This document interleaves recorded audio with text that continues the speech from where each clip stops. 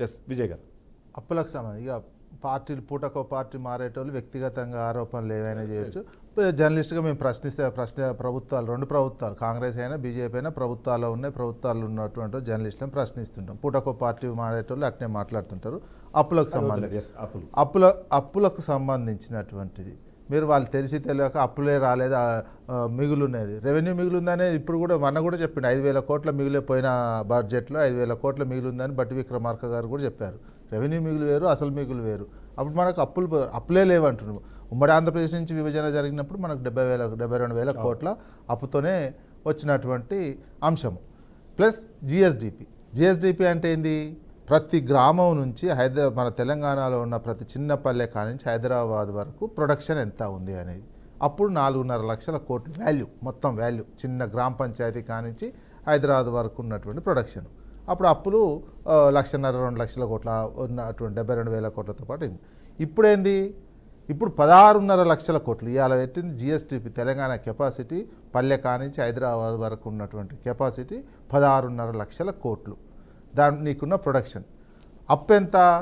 బడ్జెట్కి సంబంధించిన 4,22,000 కోట్లు. ఇక మిగతా కార్పొరేషన్లు తీసుకునే గామి అనేది దానికి సంబంధం లేదు. ఒకవేళ అట్లా చూసుకున్నా 7 లక్షల కోట్ల చిల్లర ఉన్నది. నీ ఆస్తి 16.5 లక్షల కోట్లు అయినప్పుడు అప్పు నీకు 7.5 లక్షలు అనేది పెద్ద విషయమే కాదు. నీ డిపాజిట్లు 16.5 లక్షల కోట్లు ఉంటే నీ అప్పు 7.5 లక్షలే. అది పెద్ద విషయమే కాదు. మనిషి ఒక వ్యక్తిగతంగానే చూసుకుందాం.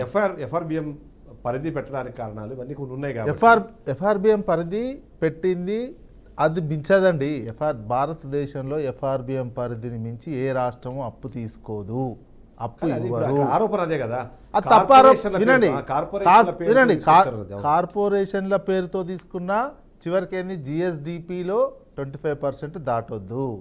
కాకపోతే జిఎస్డిపిలో మన స్టేటు 28-29%, 3-4% దాటింది. అది ఒక కార్పు తీసుకున్నది. అదే ఇఫ్ కేంద్రంతో పోలిస్తే కేంద్రము ఇప్పుడు 200 లక్షల కోట్ల అప్పు. వీళ్ళకు 2014లో బీజేపీ వచ్చినప్పుడు ఉన్నటువంటిది 50 లక్షల కోట్ల అప్పు ఉంటే ఇప్పుడు ఎంత? 200 లక్షల కోట్ల అప్పు. జీడిపితో పోలిస్తే అది 70% అప్పు. అది 70%. జీడిపిలో నీకు ఉండాల్సింది 25%. ఇక్కడ జిఎస్డిపి 25%, కేంద్రం జీడిపి తీసుకున్న 20%. నువ్వు 70% పోయినావు. అప్పులపాయలా చేసినటువంటి అంశం చూసుకుంటే కేంద్రం అనుకోవాలి దేశాన్ని అప్పులపాలు చేసినటువంటిది. ఇప్పుడు భారతదేశంలో ఉన్న 5 రాష్ట్రాలే కదా మనం ఇన్కమ్ ఇస్తున్నది. దేశానికి మొత్తం భారతదేశానికి ఇన్కమ్ ఇస్తున్న స్టేట్లే 5-6 స్టేట్లు. అందులో తెలంగాణ, తమిళనాడు, కర్ణాటక, గుజరాత్, మహారాష్ట్ర ఇవే. మనం ఉన్న జనాభా ఇంతే కానీ 5% జీడిపికి మనం ఇస్తున్నాం. ఏ స్టేట్ ఇవ్వట్లేదు. మనకున్న జనాభా. అందుకే తెలంగాణని అప్పుల పాలైందని, దివాలా తీసిందని వీళ్ళు అనుకొని తెలంగాణ ప్రజలని కించపరచాల్సినటువంటి అవసరం లేదు. శ్రమశక్తి 16.5 లక్షల కోట్లు ఉన్నది. దాన్ని పెంచు మీరు చేతగాక. ఇప్పుడున్న ప్రభుత్వం ఏంటంటే ఆస్తులు పెంచండి, ఆదాయాన్ని పెంచండి.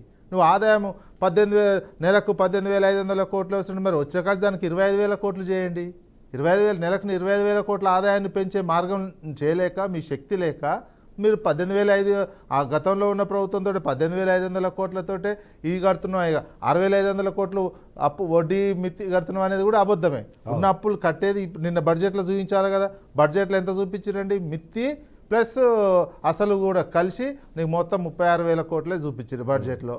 మీరు రోజు నెలకు 6,500 కోట్లు అనేది ఏడొస్తుంది? ఈ లెక్క చూస్తే నెలకు 2,000, 2,500, 2,500, 2,600 కోట్లే నెలకు కడుతున్నటువంటిది చూపిస్తున్నారు. అంటే అబద్ధాలు చెప్పడం కాదు, ఇవన్నీ వాస్తవం చెప్పండి. అప్పులు చేయడం తప్పు కాదు. నీకున్న దివాలా తీసిందని చెప్పుకొని మీకు చేతగాక ఆదాయం పెంచలేక దివాలా తీసిందని చెప్తున్నారు. నీ చేతిలో 16.5 లక్షల కోట్లు ఆస్తుందని పెట్టుకున్నాక 7 లక్షల కోట్లు నీకు అప్పు. అది లెక్క? అది లెక్కే కాదు.